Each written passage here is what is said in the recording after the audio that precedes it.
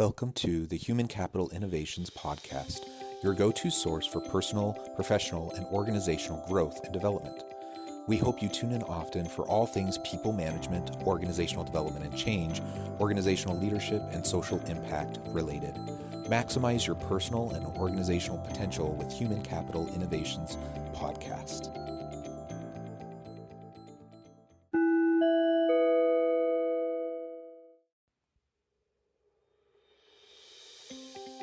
Welcome to the Human Capital Innovations Podcast.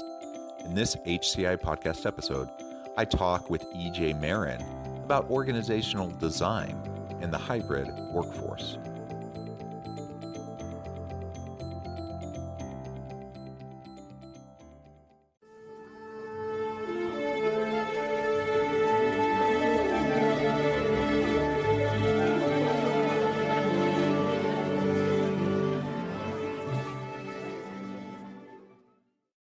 Marin, welcome to the Human Capital Innovations Podcast. Oh, thank you, John. Yeah, I'm super excited to have the conversation with you today. We've been preparing for this episode for a while, and you have a lot of expertise along the lines of where a lot of my interests and passions lie. You do a lot of work with organizational design. And I think organizational design is a foundation to a successful and effective organization, and the effective management of people within an organization is often overlooked, in my experience, particularly with young startups and companies that are trying to scale. Oftentimes the workplace design and the organizational design elements are kind of an afterthought as opposed to a foundational strategic piece to building the organization. And couple that with, now we're in the middle of this pandemic and so many workers have gone to a virtual kind of flexible work from home arrangement. And soon, hopefully, we'll be coming out of the pandemic. It raises the question, what changes to organizational design do we expect to see coming into the future? And how might that fit with a virtual workforce or a hybrid workforce? And so those are some of the topics that we'll be discussing together today. As we get started, I just wanted to read EJ's bio for everybody. EJ Marin is Nikisa's head of solutions engineering in human capital management, has over 25 years of experience in ERP technology and HCM management. Prior to joining Nikisa, he worked for SAP America and SAP SuccessFactors with key roles including engineering architect and Latin America and the Caribbean regional service delivery leader. In these roles, he led various customer experience improvement initiatives and service deliveries. Now at Nikisa, EJ is a subject matter expert on business transformation through organizational design and leads the Center of Excellence, Business Development, and the pre-sales team to discuss customers' business challenges and create enterprise solutions. What a wonderful background, great expertise. Thank you so much for joining me on the podcast today. Anything you would like to share by way of background or personal information before we really launch into the conversation? Oh, on the personal note, I'm also very passionate about these HR topics. So that's for sure. I mean, I think talent and people is the cornerstone of the times we live in today. How to unleash the talent of everybody, I think that's a priority for any company. On the personal note, for everybody, right? So yes, looking forward to have this conversation. This looks like the place I want to be right now. Excellent. Yeah, and I couldn't agree more. HR topics, organizational leadership topics are what get me up every morning. And I just love having these conversations with leaders and professionals and researchers, everyone who works in this space. I think it's wonderful for us to share with each other so that we can improve the situation, the lives and the experiences of workers and leaders within the workplace. Now, as we get started, I would love to just hear, first of all, a little bit more about your company, Nikisa, and then let's open it up broadly and talk about organizational design and why that is so important. As I was kind of teasing at the very beginning in the introduction, in my mind, I've already laid out my bias. In my mind, it's an essential foundational piece that should be in any organization. And unfortunately, a lot of times I see it as an afterthought for many organizational leaders who may not have a lot of background or experience in HR areas or topics. So a little bit about Nikisa and then organizational design and why it's important, and then we'll go from there. Yeah, sure. So Nakisa is a global leader in enterprise business solution for organizational design and accounting and compliance. And we've been focusing in the last 20 years on delivering innovative and forward-thinking, robust human resources and financial management solutions. I'm responsible for the human resources side of the house, and we try to adapt and to bring advanced business strategies and things that are coming next, right? So we work with a global network of partners, and we serve more than 800 enterprise customer, over 4 million subscribers in 24 industries. We we are proud to be ERP agnostic, so we focus on solving problems, not just providing technology.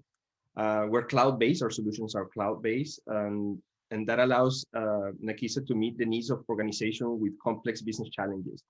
So Nakisa is proud to work with some of the world's most renowned brands. So in a nutshell, that's what we do. On the organizational design side, that's where I have spent my time lately.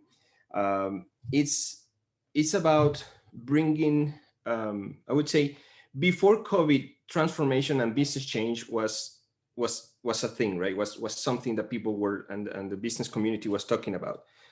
You can go back and read Harvard Business Review reports. Of course, McKinsey and the big four they're big on business transformation, and they have their methodologies and their flavors to execute that. So before COVID, it was relevant, transformation and so on. With COVID, what we've seen is that companies suddenly they had to adapt, right? Nobody was prepared for the pandemic. Few organizations, even though there are business continuity books that talks about uh, pandemics and how to react to them, not many people were prepared for the impact, the size and the time, of the impact of COVID. So everybody somehow has been affected. So now the organizations are in front of a problem that they need to solve. How do you go about solving the problem? If you see a spike on demand, right? You have a group of companies that are seeing a spike on demand. If you have to transform, maybe your demand is stable, but now you have to take your workforce remote because you cannot continue working on site, right?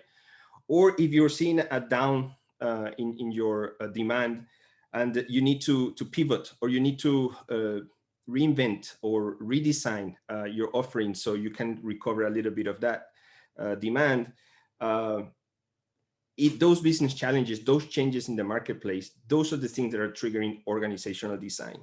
So I would say people are doing org design some way, somehow, formally or informally, I would say, in these days of COVID, because of the pandemic. You have to adapt. Everybody somehow, some way are adapting. So how to bring that dynamic, I would say, that maybe before was planned. Maybe you had a 1 year planning cycle, or for 3-5 years. How do you bring that dynamic of organizational design, workforce modeling, into a almost continuous basis? Because the market conditions are changing. So how do you do this continually? This is where we bring the org design concept. We want to automate that, make change of business transformation a routine, I would say. That's what we're trying to accomplish. Because it's very easy to do org design, and you can follow whatever methodology you like. You can do it in a paper. You can do interviews. You can bring your analytics, do your Excel, whatever. That part, I would say, is the easy part, quote unquote. Well, nothing is easy on the business world, but the definitions of the targets and what you want to accomplish, that part you can do whatever you want. But then to execute that vision, to transform into that future desired organization, that's the challenge. That's where before COVID, businesses, they had the challenge to transform. Transformation is also being a problem. I mean, change management, how do you change? If you want to change performance, if you want to increase performance in your organization, you have to change the culture. So it's just not about hitting numbers. It's also about changing mindsets, right? It's about changing the ways people are doing their work, changing the way they're compensated, changing the way they're collaborating, changing the processes within. So that's what all organizational design entails. So all those changes, how to make them a reality, that's where we come in from Nakisa Solutions, Analyst specifically, we try to automate all that part. So making that change feasible, faster, secure, and you can see the impact of your changes as you go in a collaborative way, involving everybody that needs to have a say on this new and on this future organization, and making sure that, you know, when you have a new organization, a new org design, or a new target operating model, however you want to call it, you will have conflicting objectives. Finance will have their way to see the things. HR will have their way to see it. The COO will have their way. The line managers will have their own way of thinking about those changes.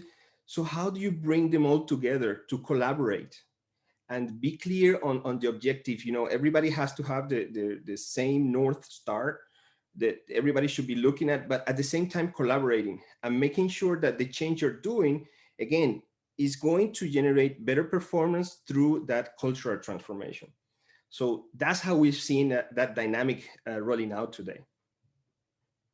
Yeah, thank you for that overview of Nakisa and how you approach organizational design. And there's a lot that goes into organizational design. You think about organizational structural issues, and how, for example, how flat the organization might be versus how hierarchical. You think about job design, you think about job analysis, you think about change management issues, employee experience and culture. So all these different components go into this organizational design process. And exactly to your point, which was a very important one, is that the days of us having like a 3 or a 5 year rolling strategic plan, or approaching org design in that kind of a fashion, I think those days are over. We just have to be far more agile and pivot faster. And that requires an ongoing conversation. So whether it's using, you know, software, you know, through your company, or a similar types of software, other models that exist out there,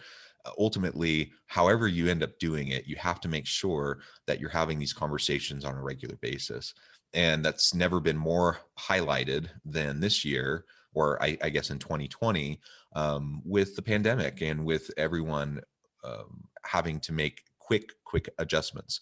Many organizations who, you know, may have dabbled in virtual work with some of its employees, you know, they might have had a slight head start, but really very few organizations had an extensive work from home plan or virtual work plan.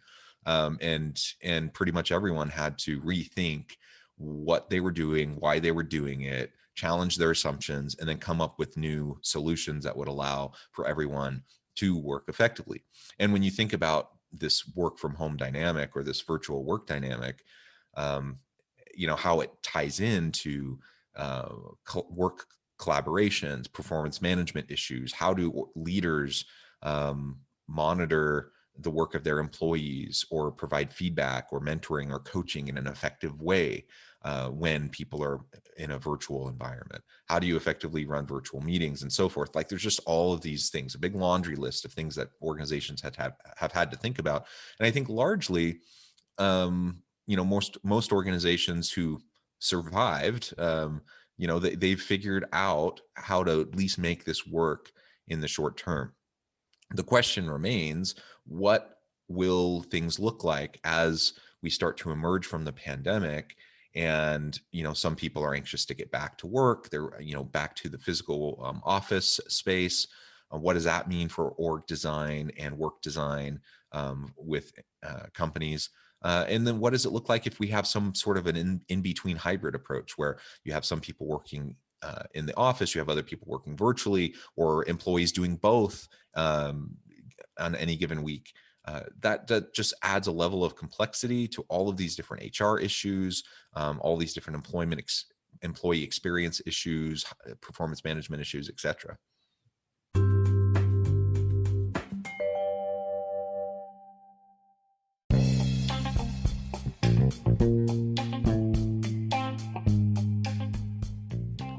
I'm excited to announce the publication of my new book from HCI Press, The Alchemy of Truly Remarkable Leadership: Ordinary Everyday Actions That Produce Extraordinary Results.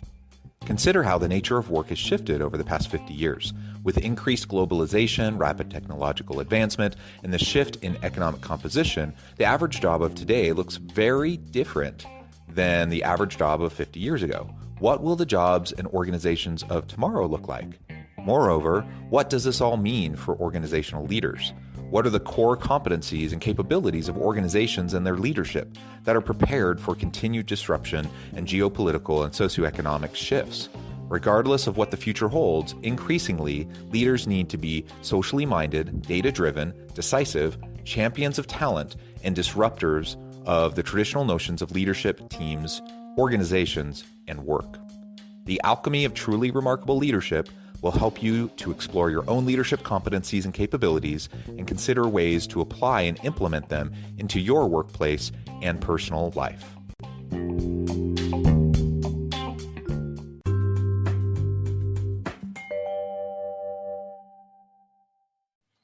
It is very interesting days. I think due to COVID, it has accelerated a lot of ways of trying new ways, I would say. The Before COVID, the sentiment of remote work or working from home was around 60-70%, depending on who you look at, the studies of engagement. Now, after a year, we're looking between 80 to 90%. So companies who have engaged on remote work or work from home, and they have been prepared for that, or have invested in that model, they see an uptick even in productivity. So they take advantage of the remote work. So, and the sentiment about it is positive. So from the management perspective, and from the employee perspective, it's positive. Of course, everything comes with its downsides, right? So now you have a workforce. If you are a tech company, maybe you can bring everybody, remote, like Twitter or Facebook, they've been saying, and that's no issue because everybody will be in the same playing field. But what happened when you have part of the company that now have demonstrated that can work remote, but you still have part of the company or part of the department that has to go to the office or has to go on site, right? So how do you level the field for both workers, right? Because now you see that maybe one will feel that they have more flexibility than the other, et cetera, et cetera. So how do you make sure that both employee engagement are kept up high? That's the challenge that we're seeing with the enterprise. We also see that remote work, again, companies are seeing that increasing productivity in many cases, but we're also starting to see the burnout, or the virtual burnout, right? Is not natural to be talking to a camera, right? Even though you're seeing another person on a flat screen, the increase of stress, right? And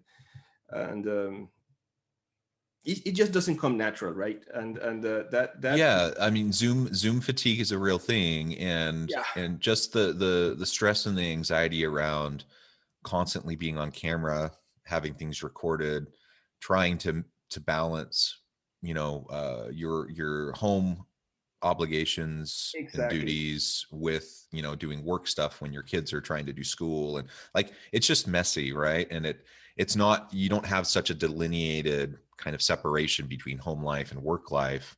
Yeah, And then when the camera's always on, then that can just cause extra stress. we've been invited by our virtual world. So it's an invasion. So the virtual or cyber world is in our everyday now, everywhere, even more, right? So it was a reality before. Now it's just exacerbated. So and the other downside of this is also that you have, as you mentioned, right, the house dynamic. You have single parents. You have parents who take care of their elderly, for example, in their household. That brings other set of challenges, right? That also the companies, they starting to realize, and they're starting to provide support. So you have to check the employee engagement and employee productivity, and making sure that this can be sustainable in the long run. And that brings to your question, the next topic about the office space. So now the office space, even before COVID, it was being a question, all these, open space and how productive or collaborative that open space was. So now companies also are starting to think, okay, how people are going to come back to the office space if they need to come back. How do we increase collaboration, right? How do we take the lessons learned from the virtual world and we bring it into the office? Can we do that? So there's a lot of conversations going around, okay, how the office space is going to look like after COVID. Of course, also you're seeing companies that are with the real estate um, basically not using it, right? Should I go back to 50% of my real estate? Should I use it all? Can I reuse it all? Should I get rid of it? So all those conversations are happening as we speak, because again, many paradigms about remote work or working from home, I think was completely shattered. We can work, of taking care of the employee, of their health and balance. We can do it, but okay, how do we go after COVID? How that reality is going to look like? I think that we're still going through those questions right now. Yeah, I think so. And I think ultimately every organization is going to have to figure out for themselves what the appropriate balance is in terms of this new kind of hybrid work design arrangement for their people, right? And how do they maintain some level of consistency across employees in terms of the employee experience, engagement, motivation, accountability, right? When you have some people working completely 100% in person at the office, some working completely 100% virtually, and others in various levels of hybrid in between kind of a setup. And what I've been hearing too, and some of the research I've been doing has demonstrated that people don't want to even have to, like many people who want the hybrid approach moving forward, they don't even want to be locked in to like, I'm going to stay at home on Monday, Wednesday, Friday. I'm going to go into the office Tuesday, Thursday, or, I'm going to whatever kind of arrangement that you could like set in place and then carry out over a course of weeks and months. Many people don't even want that. They want to be able to decide every week, like which days am I going to go to the office, which days am I going to be at home. And while it's certainly doable, it does add a level of complexity. And will organizations be willing to add that level of flexibility? So if you have, a face-to-face brainstorming session, strategy meeting where you want everyone there in person, I'm going to go into the office that day, otherwise I'm going to be at home. I mean, what are the principles, the guiding principles around what's going to determine acceptable practice for each organization? I think that's the open question, and each organization is going to have to figure that out for themselves, and leaders will have to figure out what's going to work for their teams. So it'll be super interesting, I think, to see how this plays out in the coming months as things start to open up a little bit more and more people get vaccinated, things get a little bit more back to how they were before in terms of the openness in the economy. And I guess we'll just have to wait and see. EJ, we're approaching the end of our time together today. I'm just curious, as we get to the point of starting to wrap up, are there any major other pros or cons to a hybrid work arrangement that you haven't discussed already that you think need to be highlighted before we close today? No, and I'm going to piggyback on what you just comment about how what are the expectations of people going back, and maybe the what's going to be the top priorities about fostering collaboration and productivity. So is you're right, it's not about going to the office Monday, Wednesday, and Friday anymore. It's about, okay, how can I be more productive? Will I be more productive going to the office and having this meeting at the office with my coworkers so I can increase collaboration? I can look at their faces. We can, whiteboard together, whatever. Or is it better I stay at home and do this, my part of the meeting from home, because I will be more productive, right? I think that's the type of dynamic that is going to come up. Now, the challenge for the enterprise, for the companies is going to be, okay, what are the type of work that can take advantage of that mix experience, right? Uh, that's where org design, work design, job design comes into play, right? Now companies need to think about the work, like how to architect the work, how much of that work can be done on premise or needs to be done on a meeting room in an office space or can be done virtually, how that dynamic, and also attend to the human need, right? As I mentioned, people are not 100% comfortable working from home, and we are starting to see the downside of that. But at the same time, they don't want to go to the old way, right? All every day, 9 to 5 in the office, required days and schedules in the office. That doesn't seem to make sense. I mean, and that sounds like ages ago, but this was just a year ago that we were working like that. So we need to find that. And again, the org design, I would say job design, workforce design, whatever you want to call it, needs to be architect in a way that takes advantage of this new reality that we already tested that works and that it increases productivity and collaboration. Absolutely. Absolutely. Well, EJ, it has been a real pleasure talking with you today. I appreciate all of your insights and learning more about your company and what you're doing to try to help with this adjustment period and really reinforcing the importance of organizational design and continuous conversations around org design to drive successful organizations. As we get close to finishing today, I just wanted to give you the last word and give you a chance to share with listeners how they can get connected with you, find out more about what you're up to. Oh, thank you, John. I appreciate all this time together. This was great. And yeah, you can reach out to nakisa.com and or directly to my email if you have a question, ej.marin@nakisa.com. We're going to be rolling out a set of specific org design and workforce modeling webinars. So stay tuned. If you come back to nakisa.com, you can subscribe to our newsletter. You will get all these news and see where we are and what our customers are doing and so on. So stay tuned on nakisa.com. And yeah, thank you for the time. Excellent. Well, thank you so much. I encourage listeners to reach out, get connected with EJ and his company, find out more about what they might be able to do for you. And as always, I hope everyone stays healthy and safe, that you can find meaning and purpose at work each and every day. And I hope you have a great week.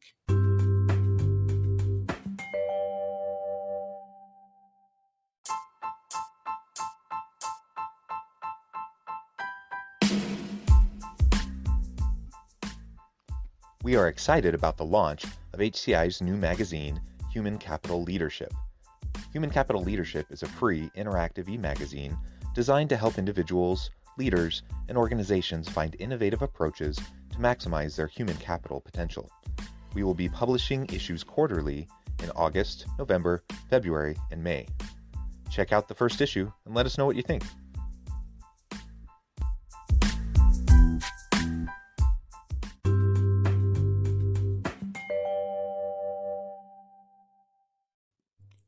Thanks again for joining us for this episode of the Human Capital Innovations Podcast. I hope you stay healthy and safe and that you have a great week.